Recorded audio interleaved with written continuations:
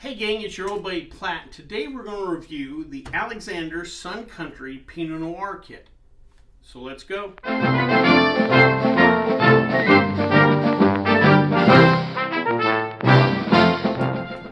Alright, so as many of you know, I love home brewing kits of all different kinds or what have you.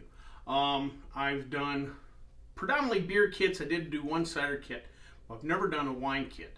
So around Christmas time, I got an Amazon gift card. So I thought, you know what, that'll be perfect. I had to buy some other stuff on Amazon. I'll find me a little 1 gallon kit or whatever wine kits, give that a try.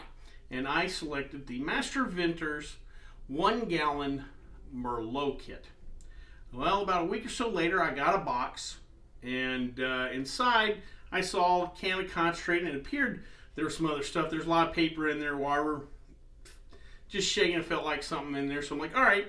And I got the receipt and it said the Master Vintner's kit. All right, perfect. I'll set that aside. I had some other things to brew. It was around a little after the Santa Rampage time, so whatever. So I just kind of set that aside and I forgot about it. Well, a couple of weeks back, I decided, hey, let's dig that out. Let's finally make it. Well, when I opened the kit, what I found was this. 1 can of Alexander's Sun Country Pinot Noir grape juice concentrate / wine kit, and that was it. Had a lot of paperwork, had a lot of things, but nothing else in the quote-unquote kit. Basically, Amazon sent me the wrong thing, but it had been 2 or 3 months down the line. Only spent $25, something like that. And more importantly, I got to read in the container, and the recipe on the back calls for 2 of these cans to make a 5-gallon batch, which means that 1 can will make a 2.5 gallon batch. I just have to cut the recipe in half. Well, I was originally planning on making 1 gallon, but now I've got 2.5 gallons of wine. It was only 20-something bucks. I thought, what the heck? I'll make lemonade out of lemons, and let's review this kit. Now, when I use the term kit loosely, because again, all I got was the can of concentrate. But on the back, it listed the other things I needed, and some of them I already had. So again, we just decided to go ahead and use it. Luckily, I have plenty of these Mr. Beer 2.5 gallon fermenters, so it was perfect. I had the fermenter size for it, which is just fine. Now, let's list the other items you will need if you try one of these kits. It comes with the grape concentrate. You will need to add additional sugar. Again, I can hear you people out there screaming. This sugar is not necessarily for you to ingest. It's for the yeast to ingest, which is something you will also have to buy, is yeast. Don't try this with bread yeast or whatever yeast. Get you a good wine yeast. I went to my local homebrew shop, got a package of the Lavalin EC 1118 wine yeast. These packets are smaller than the homebrew packets. If you see my other videos, the homebrew packets of yeast I usually get are usually for 5-gallon batches. This is smaller, so this will be just fine for our 2.5 gallon wine batch. You're also going to need yeast nutrient. Reading on the website here, it says the specific gravity of this juice, and it is a concentrate, is 1.34. That is pretty high. We are going to dilute it down, but still fairly high. We're adding more sugar to it. The yeast is going to have a lot of work. Fermentation for wine takes a good bit longer than your average homebrew, so we're going to need some yeast nutrients. Also, we're going to need something called acid blend. I'd use it in the watermelon wine. And what acid blend is a combination of 3 types of acid: malic, citric, and tartaric acids. What they do is kind of liven up your wine, keep you from having kind of a flat wine. I was reading earlier, some people suggest, well, just squeeze a little lemon juice, that'll get some acid. But that's just citric acid. This is a blend of 3 different acids, and again, it kind of livens up wine. If you've seen my wine videos, you know we talk about the balance between sweetness and acidity. And again, with wine, you really are shooting for some kind of balance, and this acid blend comes in handy. And then last but not least, something we'll use to clarify the wine. This is a red wine, so it's not quite as important as with white wine, but you still want to kind of, have a nice looking glass of wine. You don't want the haze. And they use something called bentonite. Bentonite is a type of clay that we will use. We'll add a little water and a couple of teaspoons of this stuff, and it creates a slurry. And the electric structure of bentonite is such that any floaties or what have you in our wine, they will electrically bond to this, and then it will sink. It will drag that to the bottom. So all our haze, yeast, whatever that's in the wine will eventually settle to the bottom using this bentonite. So that is what you will need for the wine to make our 2.5 gallons of wine.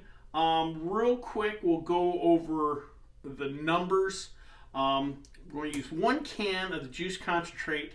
After I pour out the can, I'm going to fill up 5 1/4 cans of water with this. We're going to add then 4 cups of our sugar.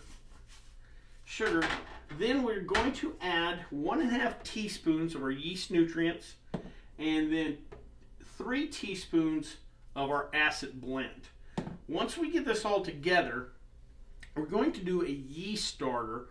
When I say that, we're going to take a cup of our juice, our finished juice, and throw our yeast in. Let it get a head start, because again, it's going to do some heavy lifting. So that being said, let me get everything into the fermenter and get our yeast starter going for the yeast, and then we'll come back. I will see if I can do a gravity reading, see if it's not too high where my hydrometer to read, and then we'll throw in the yeast and talk about where the process goes from there. All right, gang, we're back. I've got everything in the fermenter. I've got our can of the concentrate. Had a little spill and gave it the finger test. Real sweet, real intense flavor. Seems nice though. We added our 5 1/4 of the cans of water to that, our 4 cups of sugar, 1.5 teaspoons of yeast nutrients, 3 teaspoons of acid blend.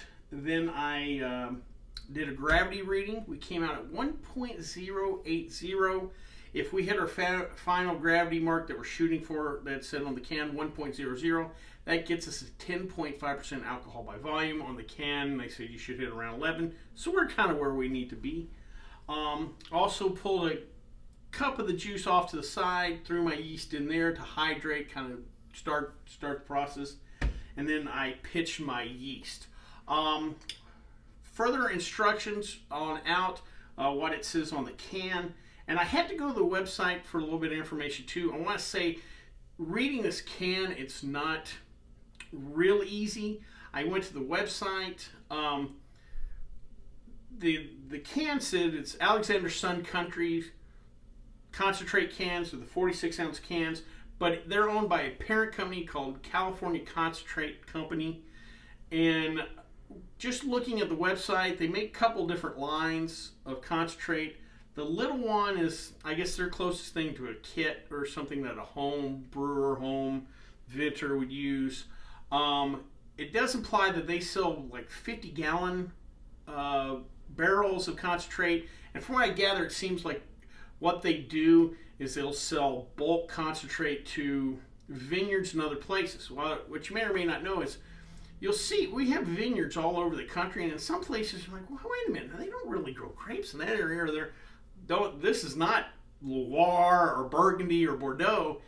And what happens in a lot of those places is they'll have a vineyard, but the grapes they grow aren't quality, so they will go to California, maybe buy bulk Pinot Noir or bulk Cabernet, Syrah, what have you, or concentrate juice, and then that's where they make their wine from.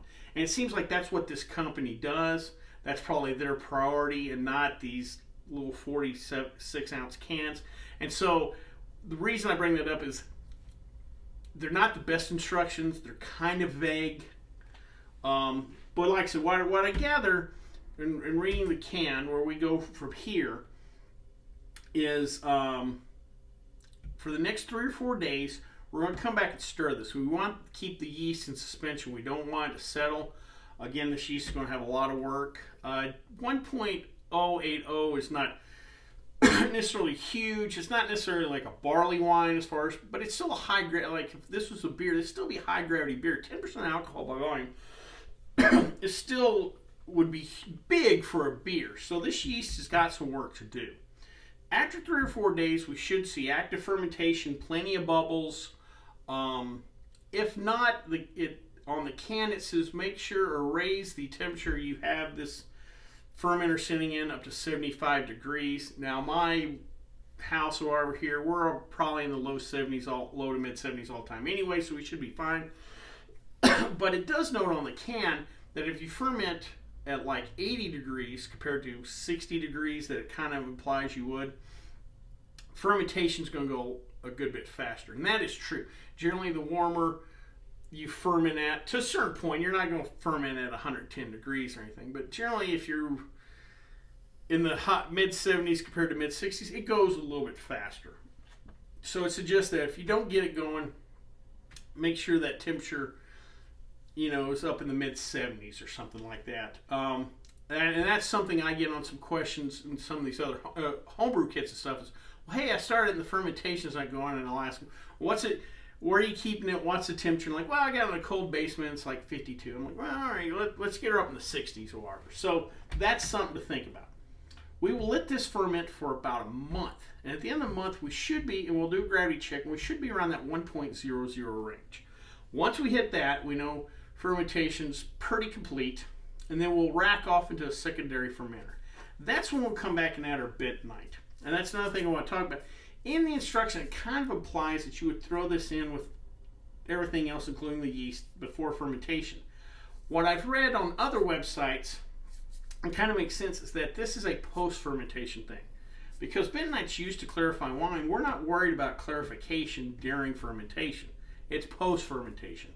And like I said, I've read on other websites and stuff that this is a post-fermentation thing. So we're going to wait until we rack off into our secondary, and then we're going to add 2 teaspoons of this into a cup of hot water, kind of create a slurry, something like a really liquidy, almost like a cement mix, or it's slurry. We'll throw that in, and that will cause a reaction, or that will get those yeast cells and anything else floating to settle down. And we'll leave that for about a week or so, and then we'll go ahead and bottle. Now, I'm not planning on aging this in oak or putting it in a wood barrel or anything like this. This is my first wine kit I've ever done. I mean, I've done some, my how to make booze video where I just use grape juice, like Concord grape juice or whatever. But this is the first time we're trying like real Vitis vinifera grapes, real varietal style wine. So we're just going to let this ferment out. We'll bottle it roughly in a month or so, month and a half, and then we'll let those bottles sit for a couple of months, and then we'll come back and do the taste test. And then we'll kind of have a complete grade on this. Like I said, the extraction seems kind of incomplete. It was basically just a can of concentrate. We didn't get anything else, but I want to give the wine a taste first before we give the quote-unquote final grade. So come back for that wine tasting in one of our homebrew tasting. I'll throw it in one of our homebrew tasting videos that I do every month or so. Well, I hope you liked this video. If you did, please subscribe down below. Also, please like the video because it lets YouTube know we're putting out good content. If you have any questions, comments, concerns, please leave them in the comment section, or you can always contact me on the Twitter page. Till next time, bottoms up.